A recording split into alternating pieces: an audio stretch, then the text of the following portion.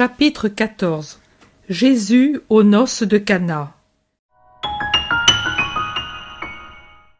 Je vois une maison, une vraie maison orientale, un cube blanc plus large que haut, avec de rares ouvertures surmontées d'une terrasse qui sert de toit et est entourée d'un muret de 1 mètre environ et ombragée par une tonnelle de vigne qui grimpe jusque-là et étend ses rameaux au-delà du milieu de cette terrasse ensoleillée.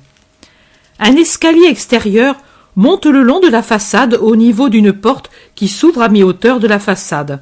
Au-dessous, il y a au niveau du sol des portes basses et rares, pas plus de 2 de chaque côté, qui donnent accès dans des pièces basses et sombres.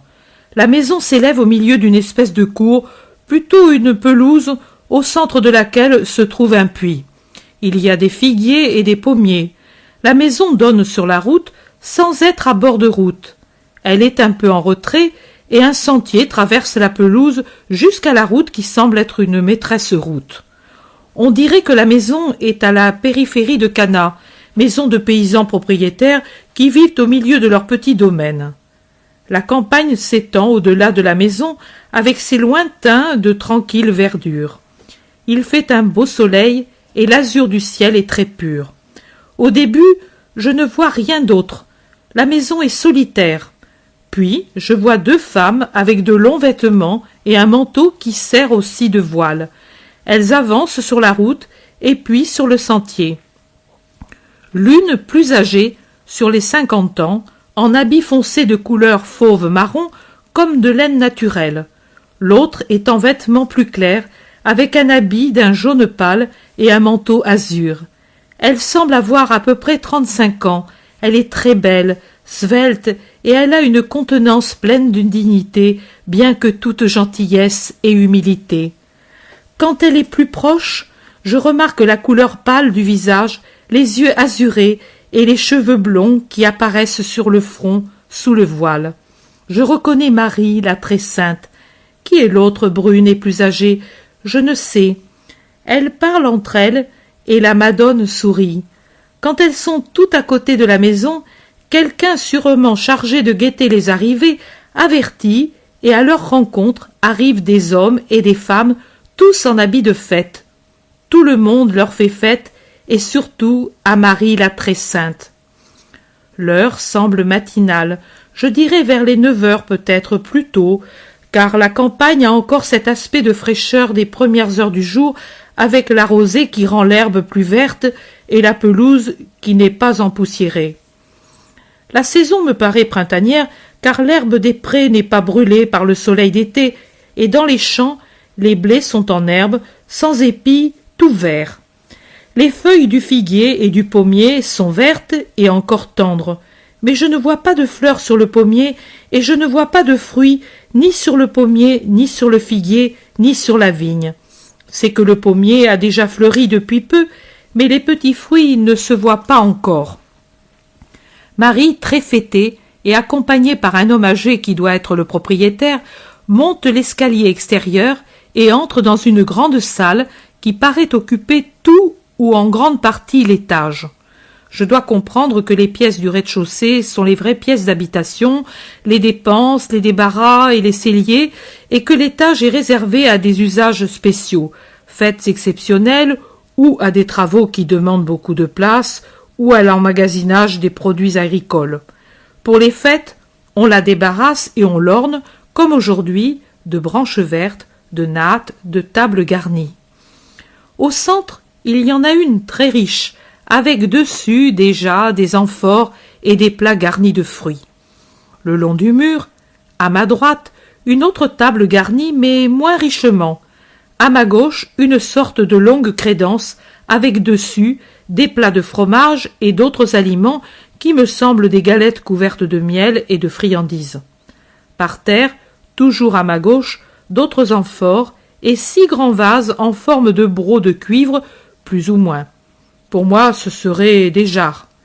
Marie écoute avec bienveillance ce que tous lui disent, puis gentiment quitte son manteau et aide à terminer les préparatifs pour la table.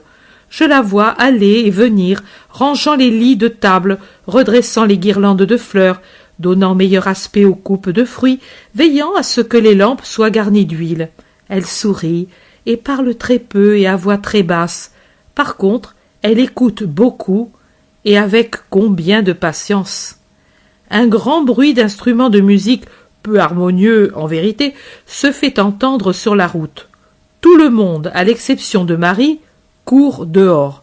Je vois entrer l'épouse toute parée et heureuse, entourée des parents et des amis, à côté de l'époux qui est accouru à sa rencontre le premier.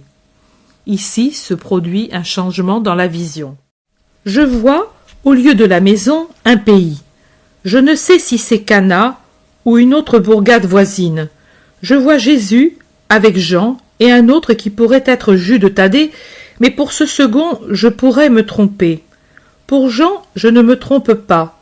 Jésus est vêtu de blanc et a un manteau azur foncé. En entendant le bruit de la musique, le compagnon de Jésus demande un renseignement à un homme du peuple et en fait part à Jésus. « Allons faire plaisir à ma mère, dit Jésus en souriant, et il se met en route à travers les champs avec ses deux compagnons dans la direction de la maison. J'ai oublié de dire mon impression que Marie est ou parente ou très amie des parents de l'époux, car je les vois en grande confidence. Quand Jésus arrive, le veilleur habituel prévient les autres. Le maître de maison, en même temps que son fils, l'époux et que Marie, descend à la rencontre de Jésus et le salue respectueusement. Il salue aussi les deux autres et l'époux fait la même chose. Mais ce qui me plaît, c'est le salut plein d'un amoureux respect de Marie à son fils et réciproquement. Pas d'épanchement, mais un tel regard accompagne les paroles de la salutation. La paix avec toi, et un tel sourire qui vaut 100 baisers et 100 embrassements. Le baiser tremble sur les lèvres de Marie, mais elle ne le donne pas. Elle pose seulement sa petite main blanche sur l'épaule de Jésus et effleure une boucle de sa longue chevelure, une caresse d'une pudique énamourée.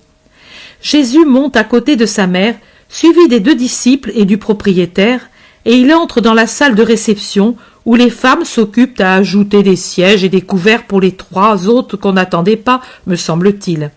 Je dirais que la venue de Jésus était incertaine et celle de ses deux compagnons absolument imprévue.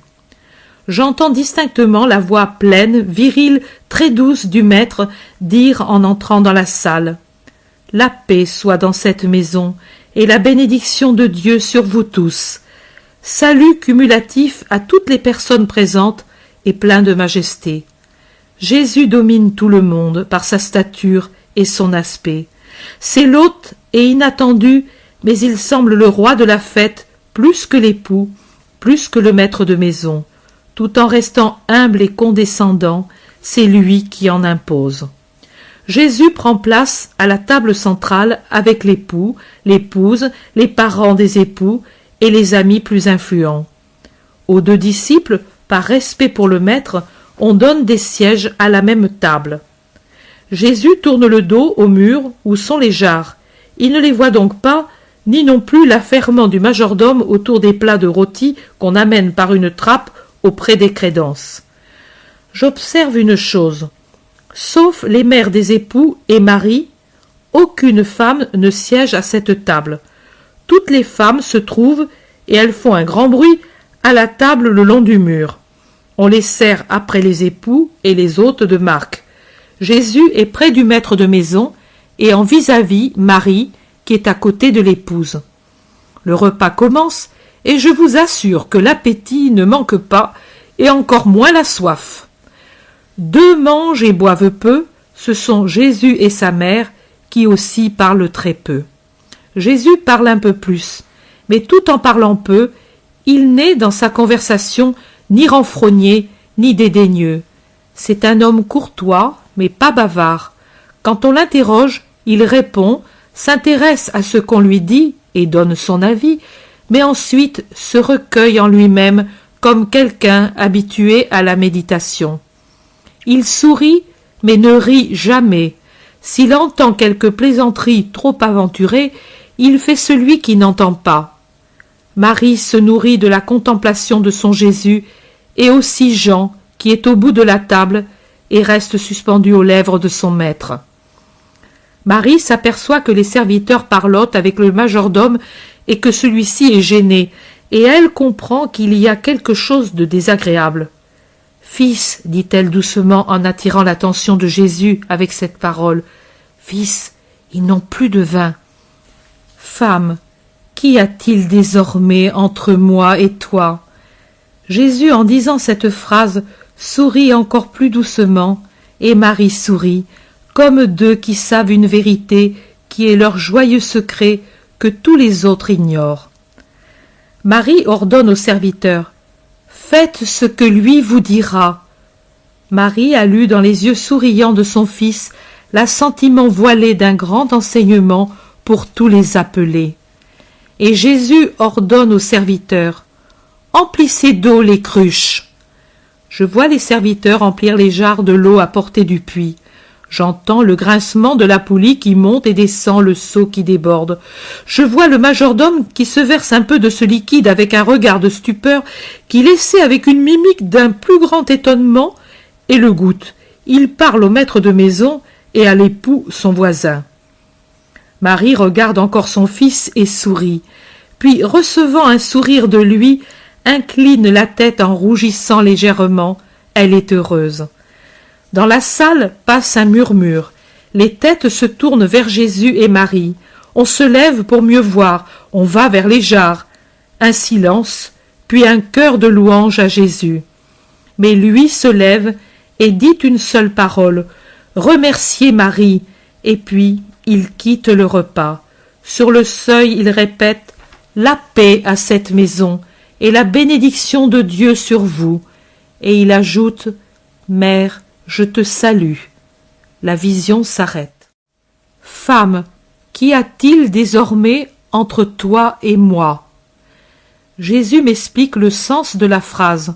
Ce « désormais » que beaucoup de traducteurs passent sous silence est la clé de la phrase et l'explique avec son vrai sens. Je fus le fils soumis à la mère jusqu'au moment où la volonté de mon père m'indiqua que l'heure était venue d'être le maître. À partir du moment où ma mission commença, je ne fus plus le fils soumis à sa mère, mais le serviteur de Dieu. Les liens qui m'unissaient à celle qui m'avait engendré étaient rompus. Ils s'étaient transformés en liens de plus haut caractère. Ils s'étaient tous réfugiés dans l'esprit. L'esprit appelait toujours « maman »,« Marie »,« ma sainte ». L'amour ne connut pas d'arrêt, ne s'attiédit pas. Au contraire, il ne fut jamais aussi parfait que lorsque, séparée d'elle pour une seconde naissance, elle me donna au monde, pour le monde, comme Messie, comme évangélisateur. Sa troisième sublime maternité mystique, ce fut quand, dans le déchirement du Golgotha, elle m'enfanta à la croix, en faisant de moi le Rédempteur du monde. Qu'y a-t-il désormais entre moi et toi? J'étais d'abord tien, uniquement tien. Tu me commandais, je t'obéissais, je t'étais soumis. Maintenant, j'appartiens à ma mission. Ne l'ai-je peut-être pas dit? Celui qui met la main à la charrue et se retourne pour saluer ceux qui restent n'est pas apte au royaume de Dieu. J'avais mis la main à la charrue pour ouvrir avec le soc, non pas la glèbe, mais les cœurs, pour y semer la parole de Dieu. Je ne l'avais pas enlevée cette main que quand on me l'avait arrachée de là, pour la clouer à la croix, et pour ouvrir par la torture de ce clou le cœur de mon Père, en faisant sortir de la plaie le pardon pour l'humanité.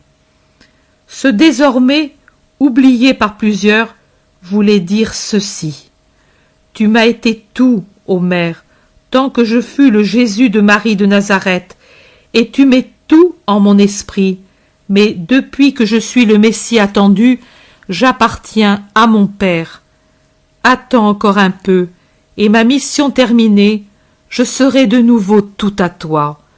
Tu me recevras encore dans tes bras, comme quand j'étais petit, et personne ne te le disputera plus, ce fils qui est le tien, que l'on regardera comme la honte de l'humanité, dont on te jettera la dépouille pour te couvrir toi aussi de l'opprobre d'être la mère d'un criminel. Et puis, tu mourras de nouveau triomphant, et puis tu mourras pour toujours triomphante toi aussi au ciel. Mais maintenant, j'appartiens à tous ces hommes, et j'appartiens au Père qui m'a envoyé vers eux.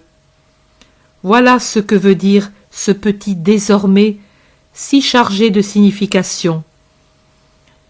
Jésus m'a donné cette instruction. Quand j'ai dit aux disciples « Allons faire plaisir à ma mère », j'avais donné à la phrase un sens plus relevé qu'il ne semblait.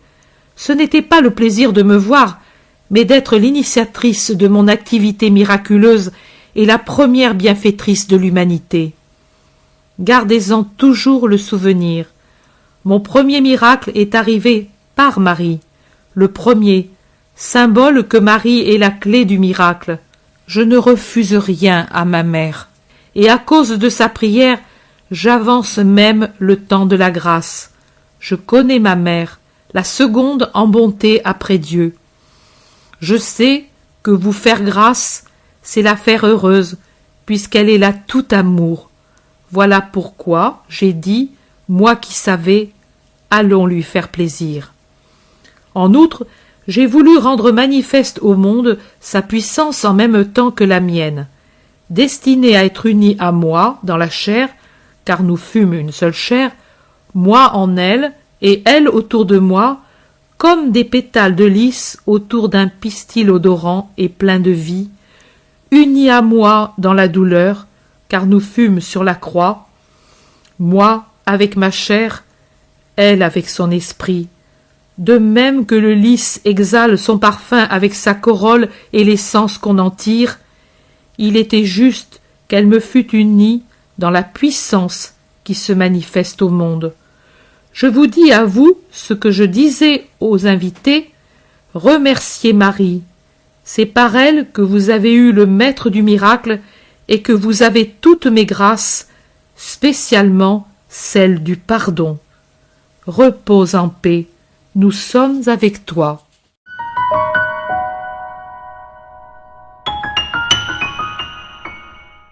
L'intérêt pour les écrits de Maria Valtorta ne cesse de grandir. Et les fruits récoltés, vocation, conversion, sont immenses.